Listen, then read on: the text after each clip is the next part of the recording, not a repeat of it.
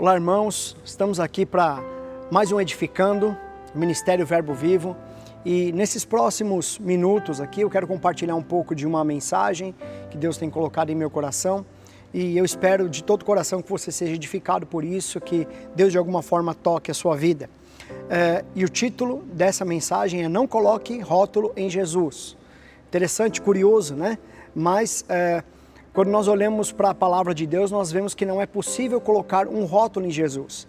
Então, rótulos, eles servem para identificar coisas, né? Pessoas que são organizadas gostam muito de colocar etiquetas ali para saber onde estão os documentos e encaixotar as coisas, aquelas coisas antigas que você quer guardar. E, enfim, quem coloca uma etiqueta sabe o que é, onde está, de onde vem. É muito legal isso para coisas, né?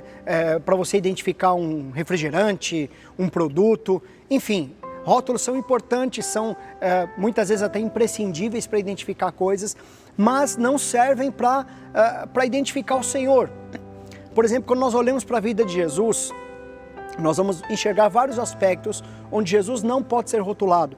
Por exemplo, Jesus vivia em uma sociedade controlada totalmente por homens, e ele recrutava mulheres para sua equipe. Então não dava para rotular Jesus com uma coisa e ele fazia outra.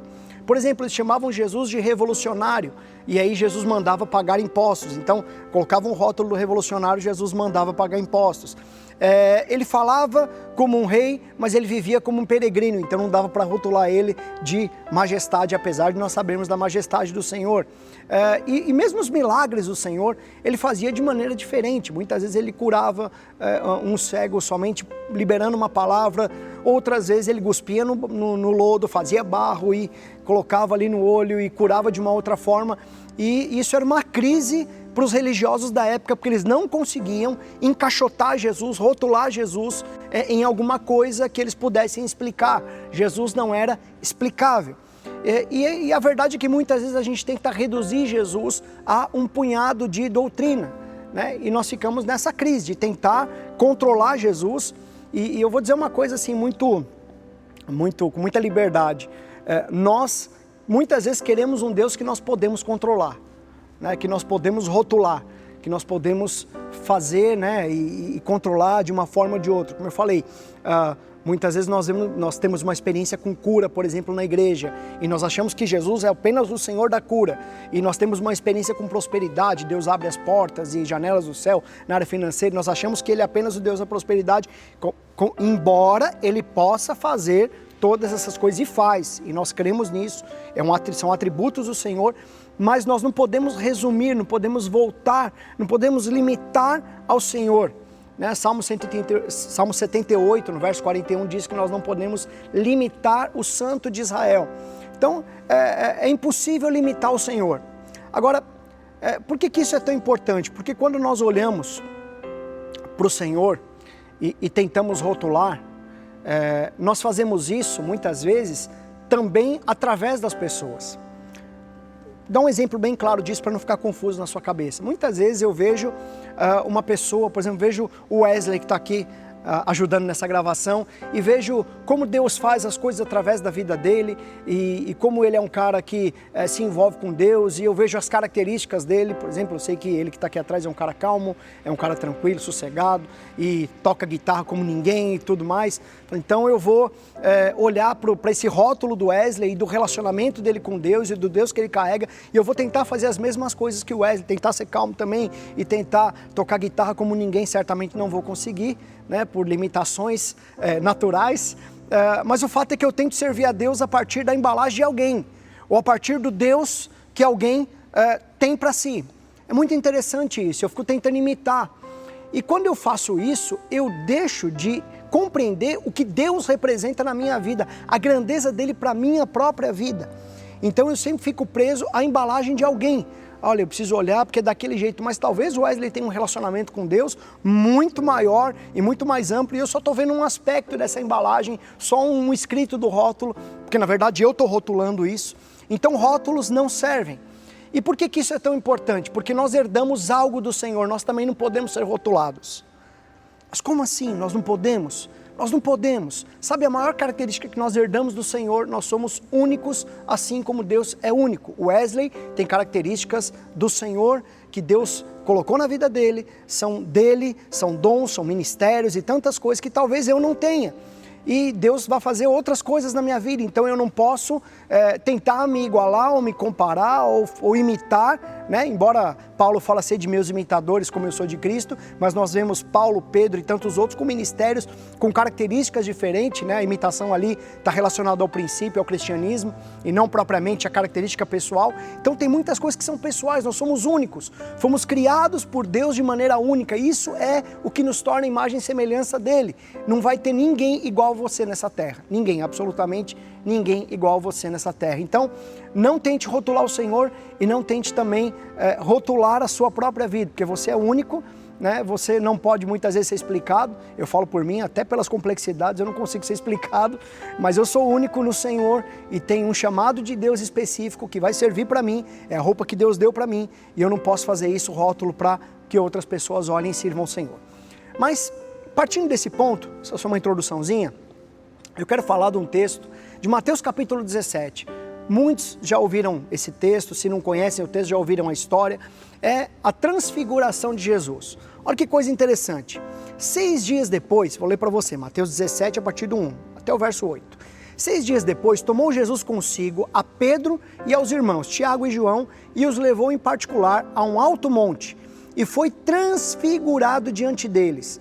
O seu rosto resplandecia como o sol, e as suas vestes tornaram-se brancas como a luz. Eis que lhes apareceram Moisés e Elias falando a ele.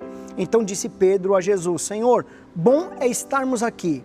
Se queres, farei aqui 3 tendas. Uma será a tua, outra para Moisés e outra para Elias. Falava ele ainda, quando uma nuvem luminosa os envolveu. E eis vindo da nuvem uma voz que dizia: Este é o meu filho amado em quem eu me comprazo. A ele ouvi. Ouvindo-a, os discípulos caíram de bruços, tomados de grande medo. Aproximando-se deles, tocou-lhes Jesus, dizendo: Erguei-vos e não temais. Então eles, levantando os olhos, a ninguém viram, senão a Jesus. Então, olha que coisa interessante.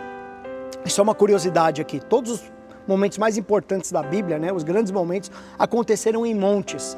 E dizem os historiadores que essa história aconteceu lá no Monte Hermon, 3.000 metros de altura, ou seja, um lugar ideal de oração, onde você realmente se retira de tudo, onde você está ali concentrado. Então era um lugar perfeito para Pedro, Tiago e João, junto com Jesus, orarem. E em dado momento da oração, Jesus se transforma em uma figura, como é que eu vou explicar para você aqui? Talvez cósmica, né? Não sei se é uma palavra muito evangélica, mas é assim que eu consigo enxergar. Imagina só você estar orando com alguém, de repente as vestes de Jesus resplandeciam, os poros da pele de Jesus resplandeciam. Eu gosto muito de uma versão de Mateus capítulo 9, no verso 3, que diz que as suas vestes tornaram-se tão resplandecentes e sobremodo branca como nenhuma lavanderia ou lavandeiro na terra poderia alvejar. De tão branco, foi a forma que Marcos descreveu aquela experiência. Era a presença de Deus ali. A Bíblia diz que Deus é luz e nele não há trevas. Então isso é a própria transfiguração desse texto. Então era a presença de Deus ali. Cristo estava transfigurado na sua forma mais pura, né? A essência de quem realmente ele era. E é interessante isso porque Pedro, Tiago e João já tinham visto Jesus de muitas formas, né? Eles viram Jesus caminhar sobre as águas, eles viram Jesus multiplicar os pães, vejam, vários rótulos. Eles viram ele ressuscitar os mortos, eles viram ele parar o vento com a sua voz, mas eles nunca tinham visto Jesus como uma tocha acesa. Eles estavam vendo ali Cristo como eles nunca tinham visto, né? Era uma experiência, sei lá, 3D, 4D, 5D, ou qualquer D que você possa imaginar aí na sua casa. E aí, de repente, não é só Jesus, mas está ali também Moisés e Elias. Moisés e Elias estavam ali no top 5 dos judeus, né? Eram os maiores, a quem os judeus idolatravam. E Jesus, como príncipe dos profetas. E Pedro, sempre Pedro, estava tão entusiasmado e provavelmente ele estava querendo se redimir também, porque Deus havia chamado ele de Satanás um pouco antes e tal. E aí Pedro vai e diz uma bobagem. Ele fala: Senhor, por que nós não fazemos 3 cabanas aqui? Né? Em outras palavras, ele estava dizendo, vamos fazer 3 monumentos, já que os 3 estão aqui, né, Jesus, Moisés e Elias e tal, então vamos fazer 3 monumentos. E a Bíblia diz que enquanto Pedro falava, lá no verso 5 de Mateus 17, enquanto Pedro falava, o próprio Deus Pai foi interrompeu Pedro. Eu brinquei outro dia no culto que Pedro é a única pessoa que conseguiu ser interrompido por Jesus, pelo Pai e pelo Filho. Né? Só faltou o Espírito Santo, mas Pedro teve essa proeza. E aí vem uma voz do céu, por Deus Pai, dizendo assim, este é o meu Filho amado, em quem eu me comprazo, a ele ouvi. Deus estava dizendo o seguinte, não a outro. E o que Pedro estava tentando fazer? Pedro estava tentando colocar Jesus na embalagem dos 3 professores mais importantes de Israel. Pedro pegou Jesus e falou, não, vamos fazer 3 cabaninhas aqui, vai ser legal e tal. E Deus não estava dizendo assim, este aqui é o melhor dos meus 3 filhos. Deus estava dizendo lá do céu, este é o meu filho, meu único filho. A ele ouvi e a ninguém mais. Deus estava sendo bem taxativo, dizendo, a ele ouvi, era com o Senhor.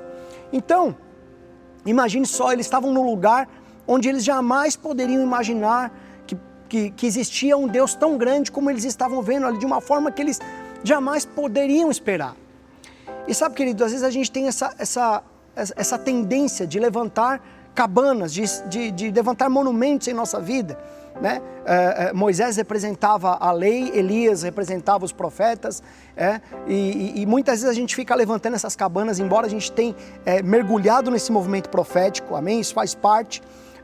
A gente tem durante anos mergulhado na palavra de Deus, né? A nossa igreja tem sido uma igreja conhecida pela palavra, pelo ensino da palavra, mas quando nós olhamos para esse texto, nós vemos que todas essas coisas excelentes, maravilhosas, se encontram em Jesus, e nós não conseguimos ter a profundidade, nem na lei, nem na palavra, e nem no profético, se nós não realmente tivermos uma experiência genuína, um contato genuíno com o Senhor, de quem Ele é de verdade. E se a gente ficar apenas em uma coisa, ou apenas em outra coisa, nós vamos, na verdade, estar rotulando Jesus, ou rotulando a nossa vida com Deus, e não é por aí. Nós precisamos ter uma experiência genuína com o Senhor. Na nova aliança, todas as coisas vão convergir no Senhor, o profético, a palavra, tudo vai convergir no Senhor. Então você imagina, naquele momento o coração deles se encheu de temor, né? Eles colocaram o rosto em terra, mas eu penso que era um temor saudável, né? Do fogo, de ter visto aquela coisa toda, aquela experiência de Jesus ali como uma tocha acesa. De repente eles passaram ao temor, Deus estava ali diante deles, né? Imagina só, diante de você está aquele que fez os oceanos, que colocou o planeta no seu devido lugar, que levou o profeta na carruagem de fogo. Eles entenderam ali, quando Jesus falava, que quem via ele, via o próprio Pai, né? Era a própria figura pura do Senhor. Então, eles entenderam que o próprio Deus estava diante deles, na pessoa de Jesus. Agora, esse temor de conhecer Jesus só vem quando a gente tira Jesus da embalagem, quando nós entendemos que apesar de Ele curar, Ele é muito mais do que o Deus da cura, que apesar de Ele prosperar, Ele é muito mais do que o Deus que prospera. Às vezes a gente fala para o irmão, você precisa ter experiência com Deus, sentar na mesa, comer com o Senhor, ter comunhão com Ele, permitir que Ele toque a sua vida de uma forma especial. Isso é mais do que apenas Ele te curar, e cura é importante, é mais do que apenas Ele te prosperar, é mais do que apenas Ele te libertar de um vício ou restaurar a tua família, é muito além disso. É uma experiência que vai marcar a sua vida, que vai marcar a sua história e que vai fazer você entender que o Deus que você tem servido é muito maior do que qualquer coisa que você já viu. Então, a pergunta que nós temos que fazer para nós mesmos é o seguinte: será que eu tenho esse temor de ter tido uma experiência tão genuína com o Senhor? Ou será que eu tenho me acostumado ao longo da minha trajetória com aquilo que é sagrado? Né? Muitas vezes a gente se acostuma em ver Deus curar, em ver Deus libertar, e aquilo vai se tornando comum, o sagrado vai se tornando comum e a gente começa a perder a noção da grandeza do Senhor. Eu fico imaginando o seguinte, como será que eles saíram daquela experiência? Imagina só você ver Jesus resplandecendo diante de você, Imagina se você tem uma experiência, por exemplo, ouvindo esse edificando, você começa a ter uma experiência com Deus, Deus te visita de uma forma tão intensa. Como é que vai ser sua vida a partir daí? Será que nós não estamos precisando ter uma experiência dessa? Será que o Senhor não está nos levando a uma experiência dessa tão genuína, tão verdadeira, tão forte, tão intensa, que vai mostrar de uma vez por todas quem Ele é em nossa vida, o que Ele representa em nossa vida? Meu irmão, escute bem o que eu estou te falando. Tem coisas que vão marcar a sua história. Tem experiências que fazem parte da sua vida, mas tem coisas que vão te marcar. Tem coisas que não vão nos permitir a decisão de abandonar o Senhor nunca mais. Imagina como eles saíram dali daquela experiência. Se alguém falasse, e aí, como é que foi lá a oração no monte? Muitos aqui que estão me vendo agora já foram orar no monte. E alguém pergunta, como é que foi a oração do monte? E Pedro, Tiago e João descendo daquele lugar dizendo, eu não tenho nem como explicar o que eu vi ali. Olha, é uma coisa sobrenatural, mas diz o que é. Eu não tenho nem como falar. Você não tem noção de quem é aquela pessoa, do que representa Jesus. O que eu vi ali é inexplicável. É mais ou menos isso. Tem coisas que não têm explicação, mas você precisa viver com o Senhor. Precisa buscar intensamente essa experiência com Deus. Sem rotular, sem achar que é isso, aquilo ou aquilo outro. Não, Senhor, eu quero te conhecer na tua essência. Quando Moisés ele é enviado pelo Senhor para Faraó, é interessante que Moisés está naquela crise, mas qual é o rótulo? Em nome de quem que eu vou? Como é que eu me apresento lá para Faraó? Eu falo que é o Deus da cura, o Deus de Israel, o Deus disso. Deus resume, diz assim, fala para ele que o eu sou te enviou. Eu sou o que sou e acabou. Não tem muita explicação, não tem muito rótulo, eu sou, Ele é. Ele é antes, Ele é hoje e Ele continuará sendo eternamente. Ele é o que é. Não coloque rótulo, é muito maior do que isso. Meu irmão, eu te garanto que o Deus que nós precisamos conhecer, talvez alguns já conheçam um pouco mais, outros um pouco menos, mas o Deus que nós precisamos de fato conhecer é muito maior do que qualquer rótulo, do que qualquer experiência que você já tenha tido. É muito maior, eu te garanto isso. E quando você descer desse monte, do seu monte irmão, quando você descer do monte e alguém te perguntar como é que foi, como é que é esse Deus? Você vai dizer, eu não consigo nem te explicar. Você precisa viver o que eu estou vivendo. Você precisa experimentar o que eu experimentei. Então, Jesus, não é possível nós colocarmos Ele numa embalagem, num rótulo. Não é possível nós colocarmos Ele dentro de uma caixinha e fechar. Esse aqui é o meu Deus, que eu controlo, que eu digo, Deus, eu determino, eu faço. Não, Ele é muito maior do que isso. Amém? E Ele é o Deus que quer tocar a sua vida. Ele é o Deus que quer te proporcionar experiências sobrenaturais. Ele é o Deus que quer te levar em lugares altos. Ele é o Deus que quer tocar sua vida com poder e com glória. Ele é um Deus que quer te usar em cura, te usar de forma profética, mas é um Deus que ao mesmo tempo que é grandioso, maravilhoso, criador de todas as coisas, é capaz de habitar em você. A grandeza dele faz com que ele habite em você através da pessoa do Espírito Santo. Amém? Então, fica aqui a dica nesse edificando. Não coloque rótulo em Jesus. Ele representa muito mais. Ele é muito maior do que qualquer rótulo ou qualquer embalagem. Amém? Fique com Deus. Que você tenha aí um dia abençoado em nome de Jesus.